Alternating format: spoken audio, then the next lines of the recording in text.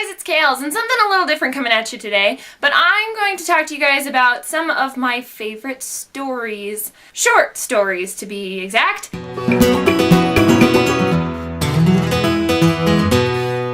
I have a couple of collections of short stories here that I absolutely love and love to read, and I think that not a lot of people talk about short stories, and it's not really a popular medium, but there are some really great collections out there, and these ones are a little out of the box. So I got 5 short stories that I want to share with you today. Hope you like them. The thing that I love about short stories is the fact that it's a shorter story. I know that sounds really obvious, but to me, it's really magical the way that authors can condense a story and impact you in, 10 pages versus 200. Some short stories are longer than that, some short stories are shorter than that, but for me, as a writer, I think that's a great challenge to try and accept. I think it's a unique form of storytelling, and I love it when authors decide to do it and put their own collective spin on it.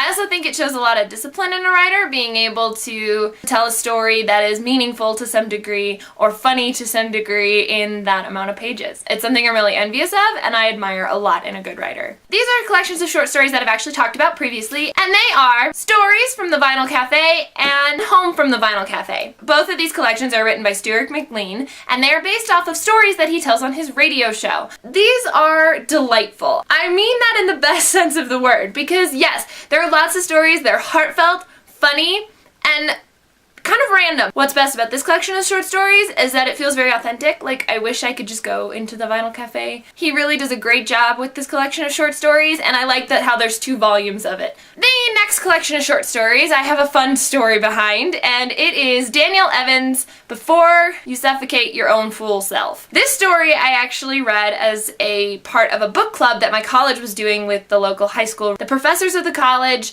the teachers of the high school, and then students from both met and had a book club about this and got to talk, and they hosted dinners at each location, and we got the author Danielle Evans to come and talk to us about it. The theme throughout this collection of short stories is men and women that find themselves divided between cultures. It was a very open window into a new world and different lifestyles. These range from, adult men to college students trying to find their way to young girls, and all of them feeling very torn and very divided. That, to me, in of its cohesiveness, that underlying theme, was one of the best things about these stories. Very funny and fearless in the way that she writes, and oh my gosh, talk about different voices.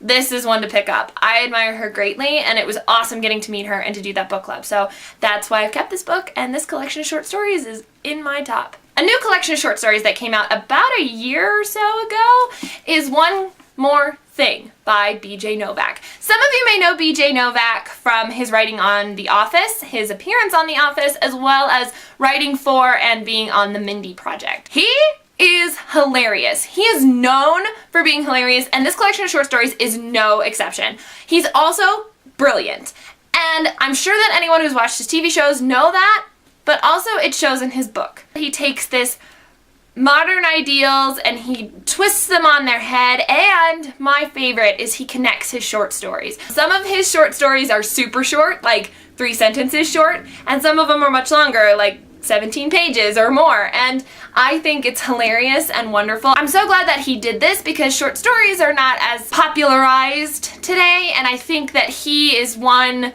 to make it popular and one to really put his stamp on short story collections. Finally, the last short story collection that I want to talk to you about is my absolute favorite, and it was the first story collection that I had read on my own outside of school, and it is by one of my absolute favorite authors of all time. It is called The Facts Behind the HELSINKI ROCCAMATIOS by Yann Martel. Yann Martel also wrote Life of Pi, and this just has 4 short stories in it.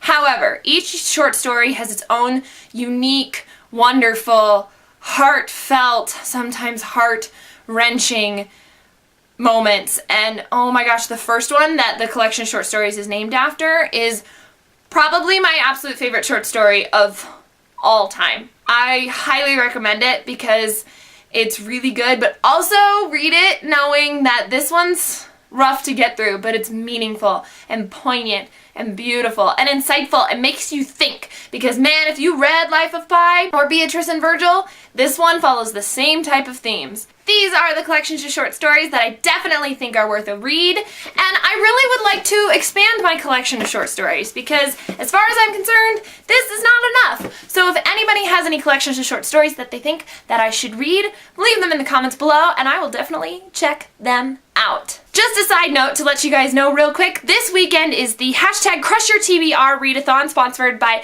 Padfoot and Prongs 07, one of my favorite booktubers that I like to watch. This is a readathon that starts tomorrow, May 15th, and goes till Sunday, May 17th. So I'm going to do my best to crush my own TBR this weekend as much as I possibly can with my busy schedule, and I encourage you guys to participate as well. So follow them on Twitter and join me along in this readathon. Until next time, guys, bye! Coming at you with the Disney book tag. This was very newly created by Katie Tastic.